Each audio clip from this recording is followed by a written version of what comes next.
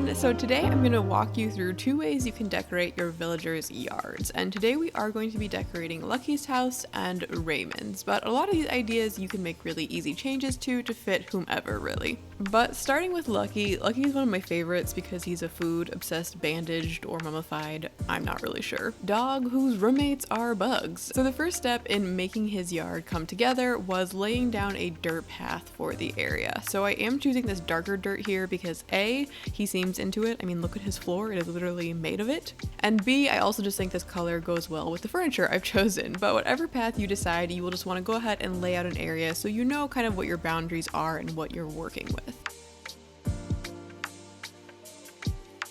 Next, I am going to be adding this stone and iron fence just around the front of his yard, but again, feel free to use whatever you have or looks good with your path or maybe the house itself.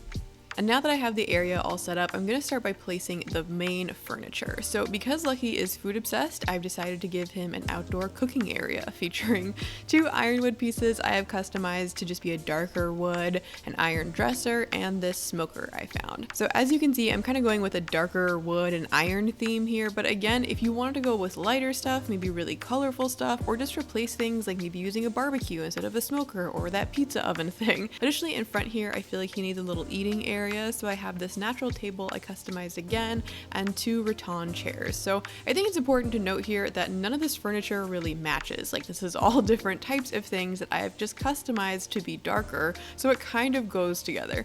But I feel like anyway, to really make everything work is to just start adding in really small details. So I'm tossing in a couple kitchen accessories, maybe a little mug over here, and you can see that just by adding in these really small pieces and a couple plants, suddenly this whole space matches a lot more instead of feeling just like a bunch of random junk. So finally, for this side, I also am adding a little custom path, which you can find down below to the ground, that is supposed to look like a little woven rug. So I think this really just fits this area nicely. And again, just ties everything together, but you also could feel free to add in little stone path on top of the dirt here towards the kitchen, or really just whatever you have. But for this left side, I'm now adding in a freezer because Lucky obviously can't get enough food, a low ironwood table, and 2 pillows so that he has sort of a little tea area to complete his yard. So once again, if you want to make something similar to this for the food lover or just, I mean, like really anyone on your island, I would just recommend looking at whatever you already have that kind of falls into this food or kitchen category and just really making use of the customizing tools and these little tiny knickknacks to feel like everything comes together a little bit more and is more complete.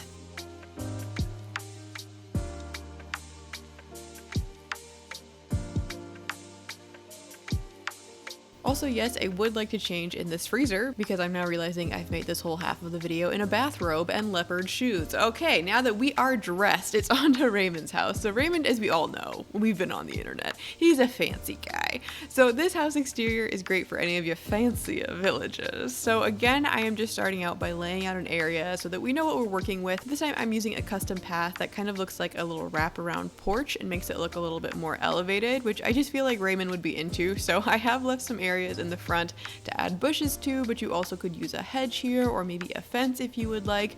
And then I realized as I was buying a bunch of bushes that I would have to wait for them to grow, and I wasn't about to do that, so I stole a bunch from Fang. Sorry, Fang. So anyway, I'm just adding in a light layer of dirt where I want to also add in these bushes, again, just to add a little bit, like another layer of dimension, if you will. And then I realized I definitely was gonna have to move this bridge because I needed this to be extended out 1 tile further because I like to make my life difficult. So it is now the next day and I now have 4 squares on the right of the porch and 5 on the left. And the reason I did this is so that I can add in this cypress bath here, which really inspired this entire deck. And oh, hey look, here's Raymond checking out my handiwork. I hope you like it. Anyway, so I'm just filling this area over here with a little bamboo stool that I customized and a low table that again is just customized so that everything is a similar color despite it not even being like remotely within the same set. I'm also just going to add in this bamboo partition and a log bench in front of it just to give some privacy and also another place to sit. Then I'm once again just adding in some small details like this bamboo candle, a plant, and a little rattan basket of towels before coming over to this right side.